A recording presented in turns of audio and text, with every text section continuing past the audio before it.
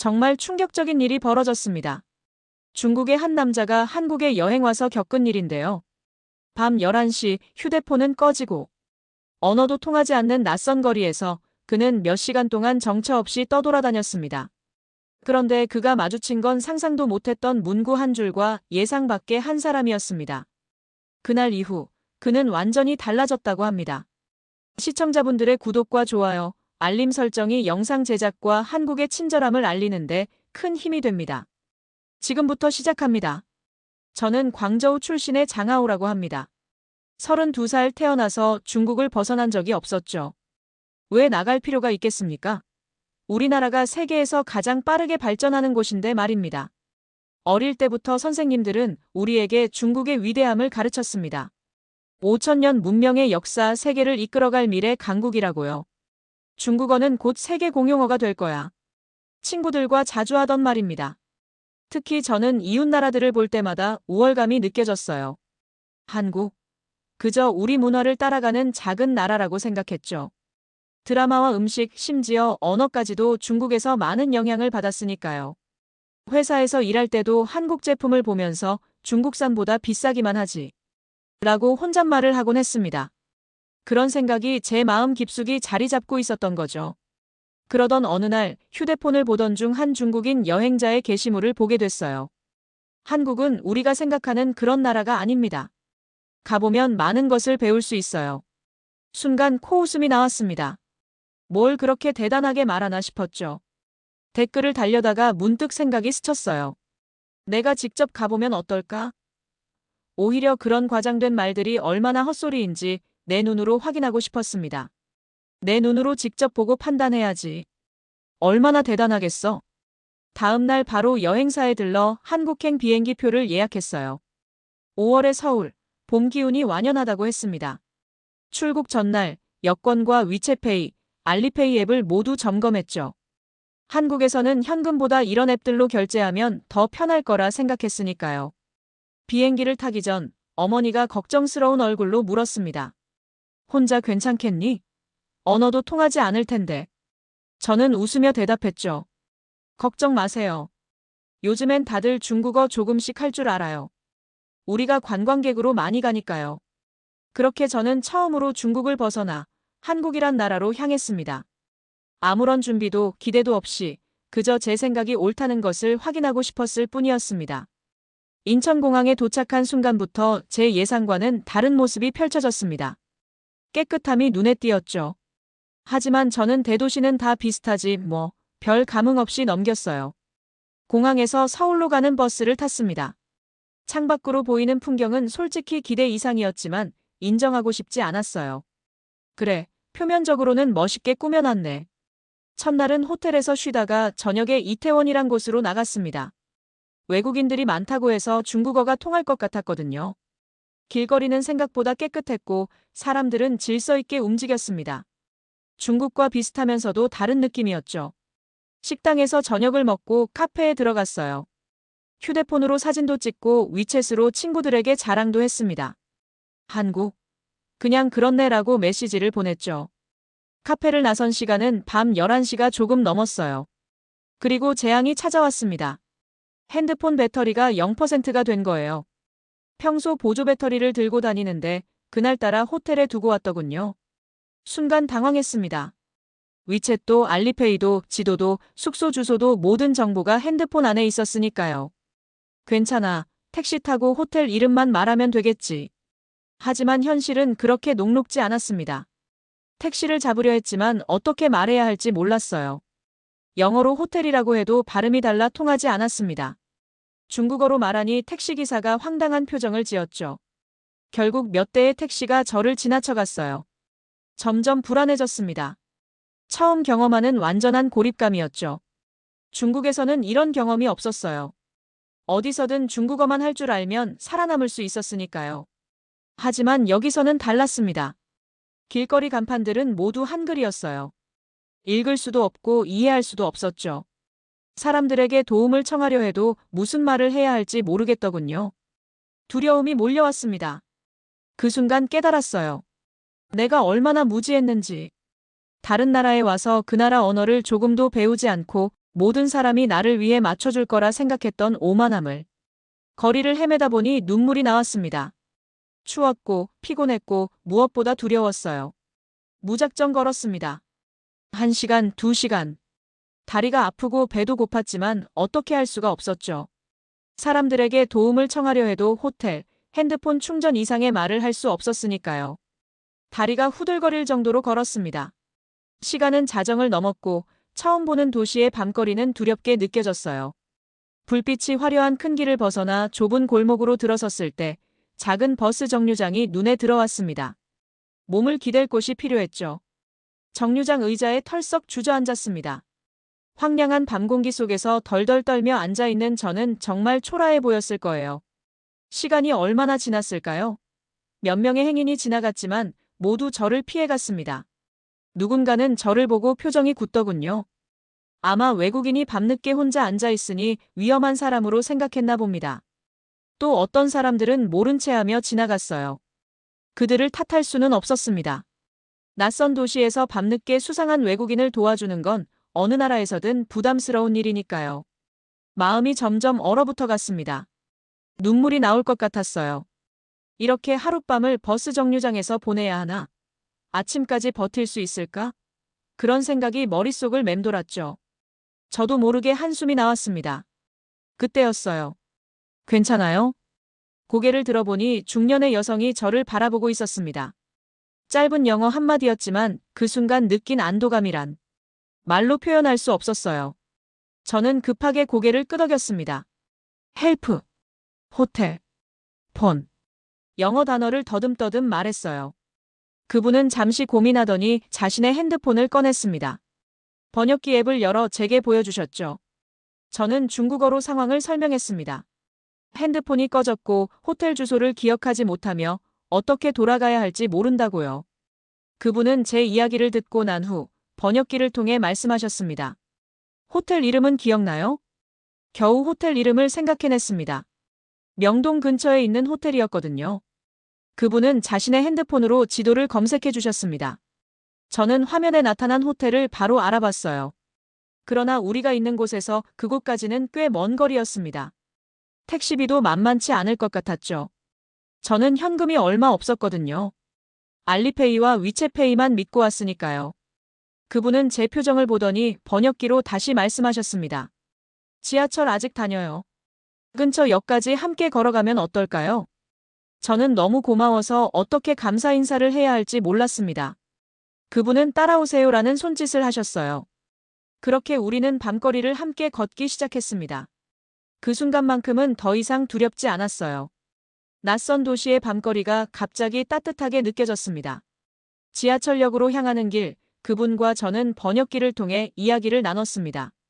제 이름과 중국에서 왔다는 것, 여행 첫날이라는 사실을 말씀드렸어요. 그분은 자신을 김선영이라고 소개하셨습니다. 중국에서 왔군요. 첫날부터 이런 일이 생겨서 많이 놀랐겠네요. 김선영 씨의 목소리에는 따뜻함이 묻어 있었습니다. 제가 외국인이라는 이유로 경계하거나 멀리하지 않았어요. 한국은 처음인가요? 네, 처음입니다. 왜 한국에 오셨어요? 관광이죠? 순간 말문이 막혔습니다. 한국이 별것 아닐 거라고 생각해서 왔다고 정직하게 말할 수는 없었으니까요. 저는 그저 고개를 끄덕였습니다. 관광. 네.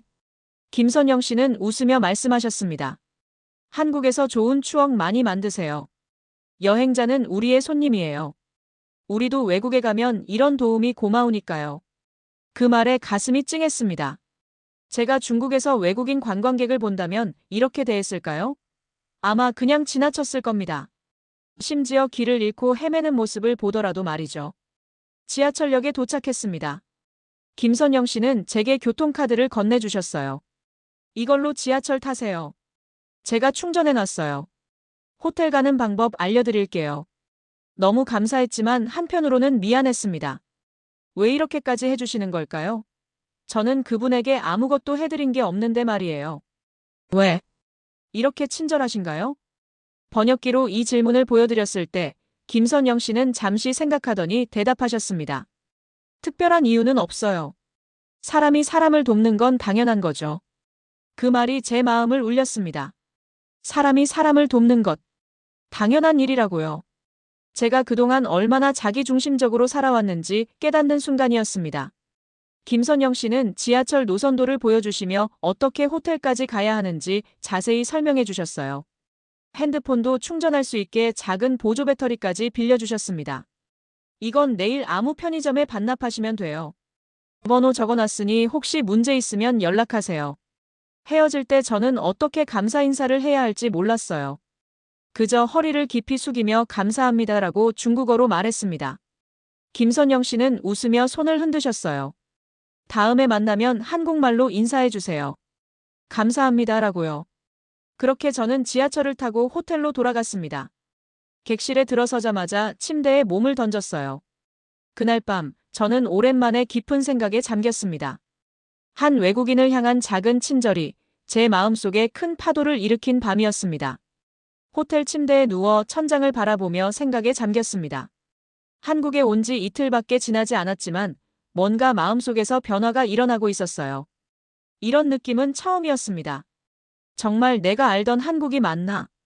처음 비행기에서 내렸을 때부터 지금까지 보고 느낀 것들이 머릿속을 맴돌았어요. 인천공항의 질서정연함, 거리의 깨끗함, 그리고 무엇보다 사람들의 친절함. 특히 김선영 씨와의 만남은 제게 큰 충격이었습니다. 문득 오늘 지하철에서 있었던 일이 생각났어요.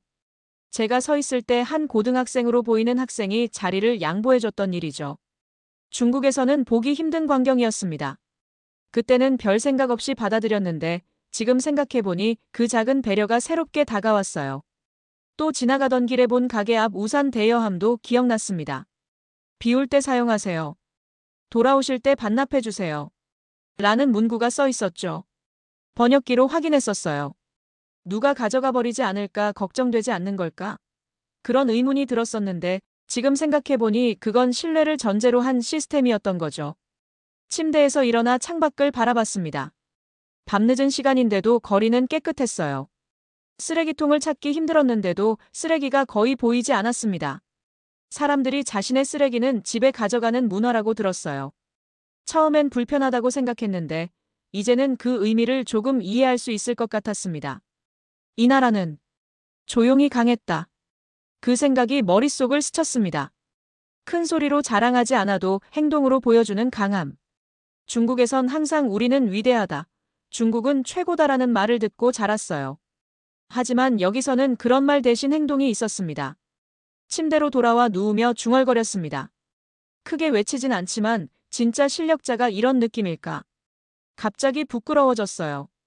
제가 얼마나 오만했는지, 얼마나 무지했는지 깨닫게 되었으니까요. 한국에 대해 아무것도 모르면서 판단했던 저 자신이 한심하게 느껴졌습니다. 핸드폰을 충전한 후 친구들에게 보냈던 메시지들을 다시 읽어봤어요. 한국? 그냥 그렇네. 얼마나 경솔한 말이었는지요. 이제는 다르게 말하고 싶었습니다. 위챗에 새 메시지를 썼습니다. 한국은 내가 생각했던 것과 달라. 많은 것을 배우고 있어. 보내기 버튼을 누르자마자 친구들의 놀란 반응이 왔어요. 뭐가 어때서? 무슨 일 있었어? 하지만 저는 더 이상 답장하지 않았습니다. 그들에게 어떻게 설명해야 할지 아직 정리되지 않았으니까요. 내일은 진짜 한국을 보러 나가야겠다고 결심했습니다. 선입견 없이 배우려는 마음으로. 그렇게 저는 새로운 마음가짐으로 잠에 들었어요. 아침에 일어나 창밖을 바라보니 맑은 하늘이 펼쳐져 있었습니다. 새로운 마음가짐으로 하루를 시작하려 했어요. 호텔 로비에서 관광 안내 책자를 몇 개 챙기고 번역기 앱을 더 효율적으로 사용할 수 있게 설정도 바꿨습니다. 오늘은 진짜 한국을 느껴보자. 거리로 나와 걷기 시작했어요. 어제와는 다른 시선으로 주변을 둘러봤습니다. 사람들의 표정, 건물의 디자인, 거리의 분위기. 모든 것이 새롭게 다가왔어요. 특히 눈에 띈 것은 사람들의 옷차림이었습니다. 깔끔하면서도 개성 있는 스타일이 인상적이었죠. 점심시간이 되어 식사를 하기로 했습니다. 현지 사람들이 많이 가는 작은 식당을 찾았어요. 골목길에 있는 아담한 가게였습니다. 입구에 가까워지자 한 장의 종이가 눈에 들어왔어요. 종이에는 한글로 무언가 적혀 있었는데 번역기로 확인해보니 중국인 출입금지 마이너스라고 써 있었습니다. 그 순간 가슴이 철렁 내려앉았어요. 왜 중국인만 안 된다는 거지? 차별이 아닌가? 처음에는 화가 났습니다. 분노가 치밀어 올랐어요. 어제의 따뜻한 경험들이 한순간에 무너진 것 같았죠. 화가 난 상태로 가게 안으로 들어갔습니다. 누구에게든 따지고 싶었어요. 카운터에 있던 직원에게 다가갔습니다. 영어로 왜 중국인을 차별하느냐고 물으려 했죠. 그런데 놀랍게도 카운터 직원이 중국어로 말했습니다. 죄송해요. 순간 제 분노가 혼란으로 바뀌었어요. 중국인이 중국인 출입금지 가게에서 일한다고요? 이해가 되지 않았습니다. 그런데 왜 중국인 출입금지라고 써 있는 거죠? 직원은 힘없는 목소리로 대답했습니다. 사장님이 써붙이셨어요. 최근에 중국 단체 관광객들이 많이 와서 문제가 좀 있었거든요. 그 직원은 저를 구석자리로 안내했습니다. 그리고 조용히 이야기를 시작했어요. 저는 유학생이에요. 이 가게에서 아르바이트하고 있죠. 최근에 중국 단체 관광객들이 와서 음식을 먹고 돈을 내지 않고 가거나 물건을 가져가거나 너무 큰 소리로 떠들어서 다른 손님들이 불편해했어요. 직원의 눈에는 슬픔이 가득했습니다. 계속해서 말을 이었죠. 어제도 한 중국인 단체가 와서 가게를 엉망으로 만들고 갔어요. 사장님이 너무 화가 나서 그 종이를 써붙이셨어요. 그 종이를 써붙이셨어요. 사실 사장님도 울면서 붙이셨대요. 이런 걸 써붙이고 싶지 않은데 어쩔 수 없다고. 그 말을 들으니 가슴이 아팠습니다. 우리 중국인들의 행동이 이런 결과를 만들었다니. 갑자기 부끄러움이 밀려왔어요. 카운터 직원과 마주 앉아 이야기를 나눴습니다. 그의 이름은 리웨이, 한국에서 3년째 유학 중이라고 했어요. 음식이 나오는 동안 그는 자신의 경험을 더 들려줬습니다. 처음에는 사장님도 중국인 손님들을 환영했어요. 심지어 중국어로 메뉴판도 만들고 저를 고용한 것도 중국 손님들과 소통하기 위해서였죠. 하지만 몇몇 단체 관광객들 때문에 상황이 바뀌었어요. 리웨이의 목소리에는 무거움이 묻어 있었습니다. 그가 말을 이어갔어요. 쓰레기를 아무데나 버리고 술에 취해 소란을 피우고 심지어 화장실 변기를 망가뜨리기도 했어요. 사장님이 뭐라고 하면 우리가 돈 내는 손님이니까 당연하다는 식으로 대했죠. 저는 그의 말을 들으며 마음이 무거워졌습니다. 이런 행동들이 얼마나 많은 중국인들에게 피해를 주는지, 그리고 한국인들의 시선을 어떻게 바꿔놓았는지 생각하니 부끄러웠어요. 어제 일어난 일은 더 심각했어요. 10명 정도의 중국인 관광객이 와서 음식을 다 먹고 계산할 때 트집을 잡았어요. 음식이 맛없다, 서비스가 나쁘다면서 돈을 다 내지 않고 가려고 했죠. 사장님이 만류하자 큰 소리로 싸우기 시작했고, 결국 경찰까지 왔어요. 리웨이는 힘없이 웃었습니다. 그날 밤 사장님이 저에게 미안하다고 하셨어요. 내가 중국인이라 더 미안한데. 당분간 중국인 단체는 받지 않을게. 개인은 괜찮아. 라고요. 그리고 아침에 그 종이를 붙이셨죠. 순간 무너지는 느낌이 들었습니다. 이제야 모든 것이 이해됐어요. 한국인들이 중국인을 차별해서가 아니라 우리 중국인들의 행동이 이런 상황을 만들었던 거예요. 중국에서는 이런 행동이 용납되나요? 리웨이의 질문에 저는 정직하게 대답했습니다. 아니요, 중국에서도 비매너로 여겨져요. 하지만 해외에 나오면 왜 그런 행동을 하는지 이제 생각해보게 되네요. 밥을 먹으며 더 많은 이야기를 나눴습니다. 리웨이는 한국에서 경험한 좋은 일들도 들려줬어요. 교수님들의 열정, 친구들의 배려, 낯선 이방인을 따뜻하게 대해준 사람들. 그의 이야기를 들으며 제 마음은 더욱 무거워졌습니다. 식사를 마치고 계산할 때 사장님이 주방에서 나오셨어요. 리웨이가 제 상황을 설명해드렸나 봅니다. 사장님은 저를 보며 미소 지으셨습니다. 맛있게 드셨어요? 서툰 중국어였지만 그 한마디가 가슴에 와닿았습니다. 저는 고개를 깊이 숙이며 대답했어요. 네, 정말 맛있었습니다. 그리고 죄송합니다. 그 순간 저는 깨달았습니다. 내가 뭘 몰랐는지, 얼마나 무지했는지, 그리고 왜 부끄러웠는지를요. 식당을 나와 한동안 거리를 걸었습니다. 머릿속은 복잡했어요. 지난 며칠간 보고 들은 것들이 제 안에서 충돌하고 있었죠. 한국에 대한, 그리고 제 자신에 대한 생각이 모두 흔들리고 있었습니다. 공원 벤치에 앉아 깊은 숨을 내쉬었어요. 멀리서 아이들이 놀고 있는 모습이 보였습니다. 부모님들은 그 모습을 따뜻하게 지켜보고 계셨죠. 문득 제가 처음 한국에 도착했을 때의 오만함이 떠올랐어요. 내가 얼마나 자만했던 거지. 한국을 얕봤던 제 모습이 부끄러웠습니다. 그저 중국이 크고 인구가 많다는 이유로 다른 나라들을 무시했던 제 모습이 한심하게 느껴졌어요. 특히 김선영 씨의 따뜻함과 리웨이의 솔직한 이야기는 제 마음을 크게 흔들어 놓았습니다. 남은 여행 기간 동안 저는 정말 한국을 느끼기 위해 노력했어요. 박물관에 가서 역사를 배우고 전통시장에서 현지 음식을 맛보고 사람들과 조금이라도 더 소통하려 했습니다. 전철에서 길을 물어볼 때도 먼저 죄송합니다라고 말하는 법을 배웠어요. 특히 인상적이었던 것은 작은 동네 도서관이었습니다. 우연히 들어갔는데 안에는 다양한 언어로 된 책들이 있었어요. 중국어 책도 많았죠. 사서 분이 저에게 다가와 중국어로 인사해 주셨어요. 서툴지만 정성이 담긴 발음이었습니다. 니하오. 그 순간 깨달았어요. 이 작은 나라의 사람들은 자신들보다 큰 나라의 언어를 배우는 것을 부끄러워하지 않았습니다. 오히려 배움의 기회로 여겼죠. 반면에 저는 한국어를 배우려는 노력조차 하지 않았어요. 중국으로 돌아가기 전날, 저는 작은 서점에 들어갔습니다. 그리고 처음으로 한국어 기초교재를 샀어요. 그리고 호텔로 돌아와 첫 페이지를 펼쳤습니다.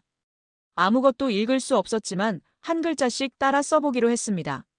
가장 먼저 배우고 싶었던 단어는 고맙습니다였어요. 김선영 씨에게, 리웨이에게, 그리고 저에게 많은 것을 가르쳐준 이 나라에게 말하고 싶었으니까요. 중국으로 돌아온 후 저는 친구들과 가족들에게 한국에서의 경험을 이야기했습니다. 처음에는 믿지 않았어요. 제가 다른 나라를 칭찬하는 모습을 본 적이 없었으니까요. 하지만 제 진심이 전해졌는지 몇몇 친구들은 한국에 가보고 싶다고 말하기 시작했습니다. 매주 토요일, 저는 한국어 학원에 다니기 시작했어요. 처음에는 어려웠지만 한 단어, 한 문장씩 배워나갔습니다. 마치 새로운 세상의 문을 여는 열쇠를 얻은 것처럼 느껴졌어요. 언젠가 다시 한국에 가면 그때는 김선영 씨처럼 누군가에게 도움을 줄 수 있는 사람이 되고 싶습니다. 그리고 한국어로 말할 거예요. 고맙습니다, 한국. 처음엔 그저 작은 도움이라고 생각했습니다. 하지만 그 손길 하나가 마음을 바꾸고 그 마음이 세상을 다르게 보이게 했습니다. 조용하지만 단단한 사람들, 말은 적지만 따뜻함이 묻어나는 거리. 강함이란 꼭 큰 소리로 증명할 필요는 없습니다. 누군가를 위해 먼저 움직이는 마음, 그게 진짜 강함입니다.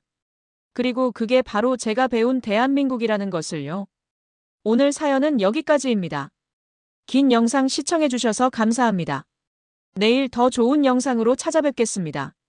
오늘도 행복한 하루가 되었으면 좋겠습니다.